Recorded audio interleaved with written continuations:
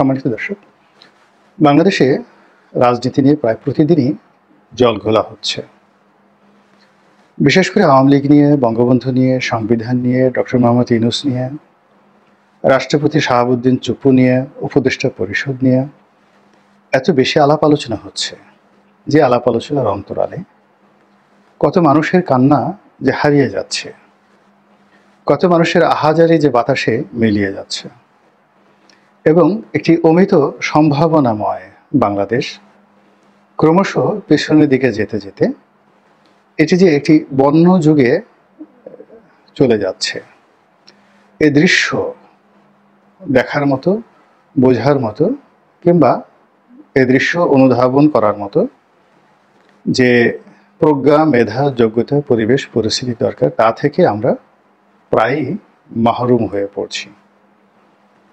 আমাদের যে 18 কোটি মানুষের একটা পরিবার, এই পরিবারের শুধুমাত্র আপনি একা ভালো থাকবেন কিংবা আমি ভালো থাকব, আজকে বঙ্গভবন থেকে কারো ডাক পড়লো, কেউ উপদেষ্টা হলেন, এর উপরই কিন্তু নির্ভর করে না।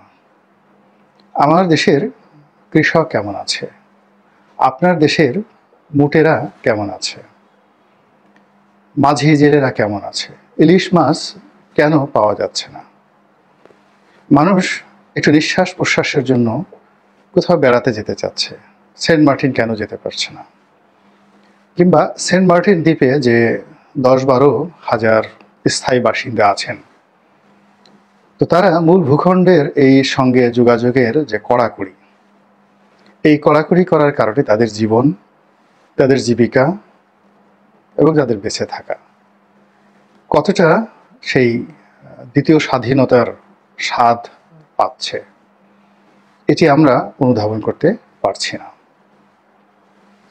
উপদেষ্টা রেজওয়ানা যিনি আছেন, তিনি পরিবেশকে রক্ষা করার জন্য খুব জোরে চিৎকার করছেন।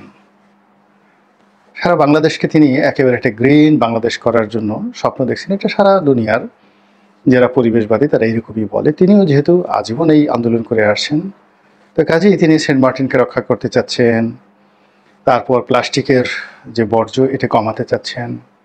এমনকি শুনলাম যে এই বছর কেউ যদি বনভোজন করতে চায় তাহলে বনের মধ্যে গিয়ে পিকনিক করা চলবে না। আপনি গাজীপুর ভাওয়াল বন যাবেন বা অন্য কোনো বনভূমিতে যাবেন, তো সেখানে গিয়ে রান্না করবেন, তারপর হই হুল্লোড় করবেন, আসার সময় সেই মলমূত্র বর্জ্য সব ত্যাগ করে আসবেন। এটি আমাদের রেজওয়ানা যিনি আছেন, মাননীয় উপদেষ্টা, তিনি করতে দেবেন না। কাজেই এই শীতের মৌসুমটি যারা আনন্দ করতেছেন তাদের জন্য নিরানন্দ হয়ে যাচ্ছে। এত সব ঘটনা সামনে আসছে না, এর কারণ হলো এর চাইতেও উত্তেজনাকর বা চুলকানি তৈরি করে, বিরক্তি তৈরি করে এরকম অসংখ্য খবর প্রতিদিনই চলে আসছে। এই নতুন কয়েকজন উপদেষ্টা নিয়োজিত হলেন, আমরা কিছুই জানি না আগে কেন নেওয়া হলো না, এখন কেন নেওয়া হলো, এরা কোত্থেকে এলেন, কিভাবে তাদেরকে নিয়োগ দেওয়া হলো, এটা নিয়ে খোদ সরকারের যারা কট্টর সমর্থক তাদের মধ্যেই দ্বন্দ্ব, ফ্যাসাদ, বিবাদ রীতিমতো ছড়িয়ে পড়েছে। তো এই যে নতুন উপদেষ্টা, সেটা যে শপথ অনুষ্ঠান হলো, সেই শপথ অনুষ্ঠানে একটা যুগান্তকারী ঘটনা ঘটেছে। এটা হলো যে একজন উপদেষ্টা, যাকে মাস্টার মাইন্ড বলা হয়, কোকড়া কোকড়া চুল, মানে এলোমেলো চুল, এর এক ভদ্রলোক আছেন, আমাদের ডিপার্টমেন্টের ছোট ভাই মাহফুজ। তো জনাব মাহফুজ তিনি অতি সম্প্রতি প্রধানমন্ত্রীর বিশেষ সহকারী থেকে, প্রধান উপদেষ্টার বিশেষ সহকারী থেকে তিনি এখন উপদেষ্টা মণ্ডলীতে অন্তর্ভুক্ত হলেন। তো এই যে শপথ গ্রহণ অনুষ্ঠানে পেছনে যে বঙ্গবন্ধুর ছবি শোভা পেত, এটি তিনি খুব বীরত্বের সঙ্গে নামিয়ে ফেলেছেন, এবং নামিয়ে তিনি একটা বিবৃতি দিলেন যে তার এই যে ছবিটা তিনি নামিয়ে ফেললেন, এটি তার একটা বিশাল বিজয় এবং জাতিকে তিনি একটা কলঙ্ক থেকে রক্ষা করলেন। এরকম একটা গ্রেট ভিক্টরি। অর্থাৎ ক্রিস্টোফার কলম্বাস যেভাবে আমেরিকা জয় করেছিলেন, কিংবা সেই যাকে বলা হয় ভাস্কো দা গামা যেভাবে উত্তম আশা অন্তরীপ প্রদক্ষিণ করে ভারতবর্ষ আবিষ্কার করেছিলেন, ঠিক তদ্রূপ এই যে মিস্টার মাহফুজ, তিনিও বঙ্গভবনের মতো জায়গা থেকে বঙ্গবন্ধুর ছবি। আমরা বঙ্গবন্ধু বলি, এটা তাদের পছন্দ না, তারা শেখ মুজিব বলতে চান।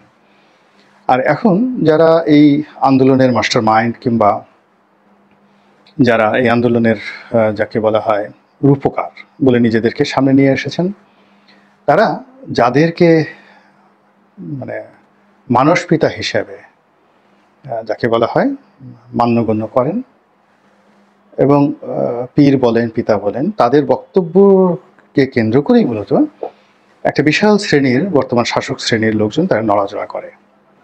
তো এই সকল মানসপিতা মানে আন্দোলনকারীদের, সমন্বয়কদের, বিপ্লবীদের মানসপিতাদের মধ্যে এক নম্বরে যিনি আছেন তিনি হলেন জনাব ইলিয়াস হুসাইন।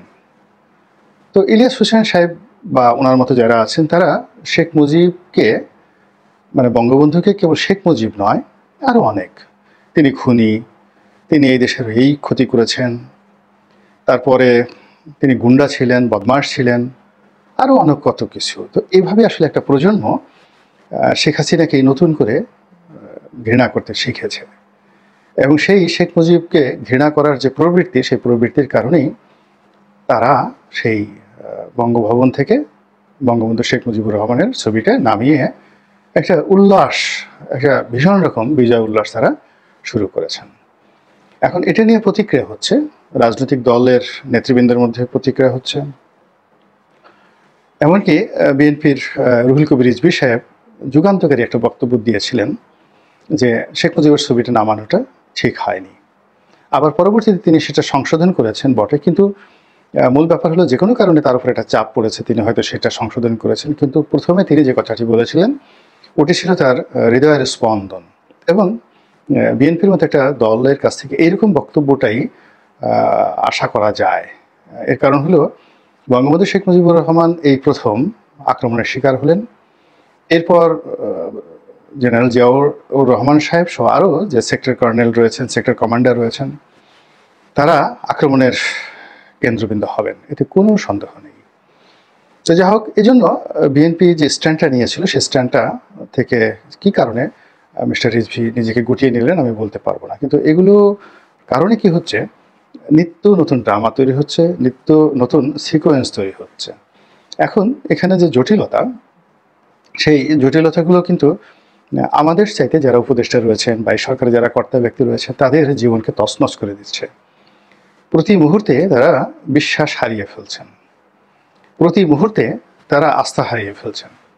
আপনি চিন্তা করুন যে বঙ্গবন্ধু তো ঊর্ধ্বলোকে চলে গেছেন, সেটা মানে আল্লাহ রাব্বুল আলামিনের ইচ্ছায় জান্নাত জাহান্নাম এটা তো আল্লাহ ফয়সালা করে, কিন্তু তিনি আর ইহুল জগতে নেই। এবং বিজ্ঞান অনুযায়ী তার যে দেহ এটাও হয়তো এতদিন মাটির সঙ্গে মিশে গেছে, তার আত্মা সেই আরশে আজিমে আল্লাহর জিম্মাতে আছে। এটা হয়তো সিজিনে থাকতে পারে, ইলিনে থাকতে পারে, সেটা ভিন্ন প্রসঙ্গ, কিন্তু তিনি এই দুনিয়াতে নেই। কিন্তু তার যে ইতিহাস, তার যে কর্ম আপনার আমার অনেকের কাছে যেভাবে গুরুত্বপূর্ণ মনে হয়, আবার আপনার আমার অনেকের কাছে ওই যে তার যে কর্ম, তার ইতিহাস, এগুলো ভয়ঙ্কর মনে হয়। এবং অনেকের অস্তিত্বের জন্য, অনেকের বেঁচে থাকার জন্য শেখ মুজিব নামটি, বঙ্গবন্ধু নামটি বলতে গেলে একটা আজরাইলের মতো হয়ে যায়। আপনি যদি রাজাকার হন, আপনি যদি মুক্তিযুদ্ধ বিরোধী হন, আপনি যদি ৭১-এর যে ইতিহাস এটিকে মুছে ফেলতে চান, তাহলে শেখ মুজিবের নামটাই আপনার জন্য একটা হেমলক বিষ।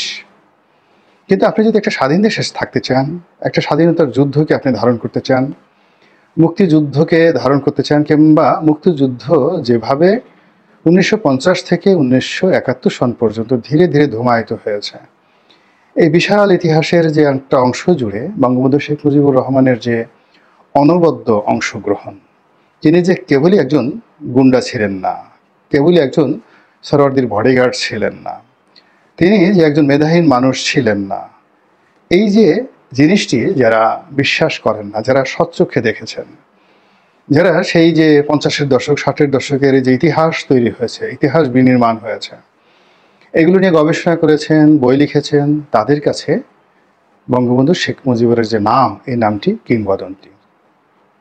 তো ফলে কি হচ্ছে, পুরো বাংলাদেশে কিন্তু দুটো অংশে বিভক্ত হয়ে গেছে। যারা ৫০-এর দশকের ইতিহাস, ৬০-এর দশকের ইতিহাস, ৭০-এর দশকের ইতিহাসকে ধারণ করে বাংলাদেশের ইতিহাস বিনির্মাণ করতে চান, তাদের জন্য বঙ্গবন্ধু হিমালয়, আল্পস বা আরও অনেক কিছু, কিলিমাঞ্জারো। কিন্তু যারা কেবলই মাত্র 2024 সনের জুলাই মাসের ঘটনাপুঞ্জি এবং আগস্ট মাসের 5 তারিখ পর্যন্ত ঘটনাপুঞ্জিকে পুঞ্জীভূত করতে চান এবং এই ঘটনাপুঞ্জির পেছনে আওয়ামী লীগের 10 বছরের অপশাসন 2014 থেকে 2024 এর আগ পর্যন্ত তারা কিন্তু বৈধভাবেই ছিল। তো এই যে নির্বাচনবিহীন, ভোটারবিহীন একটা নির্বাচন করে আওয়ামী লীগ যে এসেছে এবং 10 বছরে তারা যে অপকর্মগুলো করেছে, তাদের ভালো কাজ অনেক আছে, আমি সেগুলো বলবো না, মন্দ কাজের কথাই বলি। এই মন্দ কাজকে কেন্দ্র করে যে রাজনীতি ধূমায়িত হয়েছে, যে গণ অভ্যুত্থানের ক্ষেত্র অধিক্ষেত্র তৈরি হয়েছে, মানুষের মনে বিষক্রিয়া তৈরি হয়েছে, সেটি এসে একেবারে বিস্ফোরিত হয়েছে আগস্ট মাসের 5 তারিখে। ফলে কি হলো, এই যে 20 বছরের যে কঠোর মেধা শ্রম, এই শ্রমের ফসলটা আমাদের ছাত্র জনতার যারা আন্দোলনকারী, তারাই এটির মালিক হয়ে গেলেন। কারো কোনো আপত্তি নাই, তারা তো আমাদেরই সন্তান।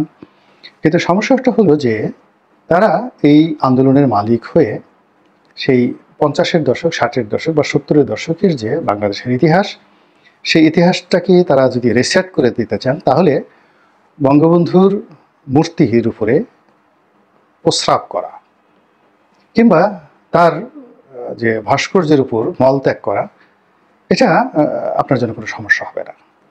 কিংবা 32 নম্বরের যে বাড়িটি, এটা ভেঙে চলে চুরমার করে দিলেও এটা আপনার কাছে একটা আনন্দের বিষয় মনে হবে, অন্য যে যাই মনে করুক না কেন। আর যদি আপনি যাকে বলা হয় পুরনো ইতিহাসকে ধারণ করতে চান, সত্যিকার ইতিহাসকে ধারণ করতে চান, তাহলে এই যে বর্তমান যে কর্মকাণ্ডগুলো হচ্ছে, এই কর্মকাণ্ড আপনাকে পাগল বানিয়ে ফেলবে, অস্থির বানিয়ে ফেলবে, যাকে বলা হয় আপনাকে রীতিমতো আপনাকে ঘুমাতে দেবে না। এখন বাংলাদেশে কিছু লোক নয়, এটা বিরাট অংশের মানুষ ঘুমোতে পারছেন না। বেদনা, কষ্ট, হতাশা, ক্রোধ, ক্ষোভ তাদেরকে তাড়িত করছে। আর কিছু মানুষ এই যে অন্যের যে বেদনা, কষ্ট দেখে আনন্দ পাচ্ছেন এবং উল্লাস করছেন, এবং তারই ধারাবাহিকতায় একটা ছবিকে কেন্দ্র করে এই বাংলাদেশে তুলকালাম ঘটনা ঘটছে। বঙ্গবন্ধু তো ছবিতে বঙ্গভবনে থাকলেন বা না থাকলেন কিচ্ছু আসে যায় না।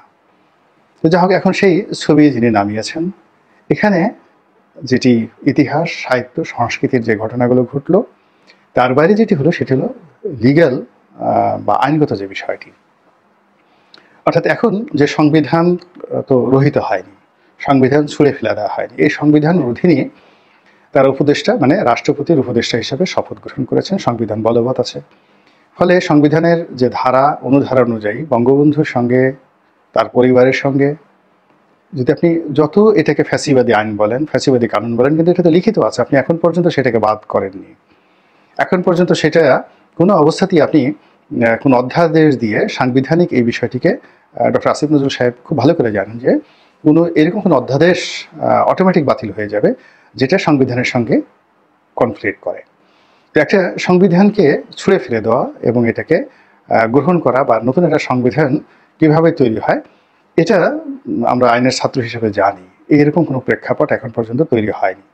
মানে এই যে জুলাই আগস্ট বিপ্লবের ফলে এমন প্রেক্ষাপট তৈরি হয়নি যে প্রেক্ষাপটের ফলে পৃথিবীতে যেই কারণে একটি সংবিধান নতুন রচিত হতে পারে, গৃহীত হতে পারে এবং পুরনো একটি সংবিধান ফেলে দিতে পারে, এরকম কোনো একটা সিঙ্গেল একটা ডটের মতো ঘটনা ঘটেনি। তো এখন অনেকে বলছেন, কিন্তু আমার বিশ্বাস তারা আইন বিজ্ঞানের ছাত্র নন, জুরিসপ্রুডেন্স তারা জানেন না। তো যার জন্য সংবিধান এখনও কিন্তু একটা বিশাল বাধা, এবং সেই সংবিধানের যে আর্টিকেল অনুযায়ী সংবিধানের আইন, ইটস এ সুপ্রিম আইন। এই আইন কেবলমাত্র হাইকোর্ট ব্যাখ্যা করতে পারে, কিন্তু এই আইন হাইকোর্ট বাতিল করতে পারবে না। তো যা হোক, এখন সেই আইন অনুযায়ী বঙ্গবন্ধুর ছবি সরকারি অ্যাফেয়ারে থাকতে হবে, তারপর হাইকোর্টের একটা রায় আছে, জয় বাংলা স্লোগান দিতে হবে। এরপর সেই বঙ্গবন্ধুর পরিবার নিয়ে কটূক্তি করা যাবে না। এখন আপনি কটূক্তি তো দূরের কথা, আপনি পায়খানা করে দিচ্ছেন, পেশাব করে দিচ্ছেন, এবং এটা বাড়তে আপনি একেবারে যাকে বলা হয় প্রধানমন্ত্রীর যে সরকারি বাসভবন, রাষ্ট্রীয় বাসভবন, সেটা শেষ করে দিয়েছেন। শেষ করে দিয়ে এখন আপনি যে প্রেসিডেন্ট, রাষ্ট্রের প্রধান, সেই বাসভবন পর্যন্ত পৌঁছে গিয়েছেন। এবং এখন এই কর্মকাণ্ডের ফলে আপনার কি সংবিধানটি অক্ষুণ্ণ আছে? আপনি কি সবকিছু ঠিকঠাক মতো করেছেন, বা এই কাজগুলো করার ফলে সংবিধান কি লঙ্ঘিত হয়েছে? তা যদি হয় তাহলে আপনার অবস্থানটা কি? ২ নম্বর হলো, আপনি কি শপথ ভঙ্গ করেছেন? অথবা আপনি কি শপথ নিয়েছেন? এই জিনিসগুলো যেভাবে এখনো আলোচনা হচ্ছে এবং আগামী দিনে এই জিনিসগুলো আলোচনা হবে, তার চেয়ে বড় একটা বিষয় হলো বঙ্গভবন কি জনাব মাহফুজ চালান? নাকি ডক্টর মোহাম্মদ ইউনূস চালান? নাকি রাষ্ট্রপতি জনাব শাহাবুদ্দিন চুপ্পু চালান? এ রাষ্ট্রের যে নিরাপত্তা, সেটা পুলিশ, সেনাবাহিনী থেকে শুরু করে আইনশৃঙ্খলা রক্ষাকারী বাহিনী, কিংবা রাষ্ট্রপতির যে দপ্তর এবং রাষ্ট্রপতিকে রক্ষা করার জন্য যে পিজিআর রয়েছে, এখন এই যে প্রেসিডেন্সিয়াল গার্ড রেজিমেন্টের পেছনে আমরা প্রচুর টাকা পয়সা খরচ করি। তো এখন সংবিধানে যে জিনিসটি লেখা রয়েছে সেটির একটা ছবি দেখা গেল, একজন মন্ত্রী পদমর্যাদার একজন যুবক, তিনি সেই বঙ্গভবনে ঢুকে সেখান থেকে একটা ছবি নামিয়ে ফেলতে পারেন, বঙ্গভবনে যে কোনো একটা সিদ্ধান্ত পরিবর্তন করতে পারেন। তাহলে তার যে ক্ষমতা, সেই ক্ষমতা যদি অক্ষুণ্ণ থাকে, তাহলে তো চুপ্পু সাহেবের কোনো ক্ষমতা নেই, সেনাপ্রধানের কোনো ক্ষমতা নেই, পিজিআরের কোনো ক্ষমতা নেই, এবং পিজিআরের কোনো দরকারও নেই। তো এই বিষয়গুলো নিয়ে প্রায় প্রতিদিনই এমন সব জটিল পরিবেশ পরিস্থিতি তৈরি হচ্ছে, বিতর্ক তৈরি হচ্ছে।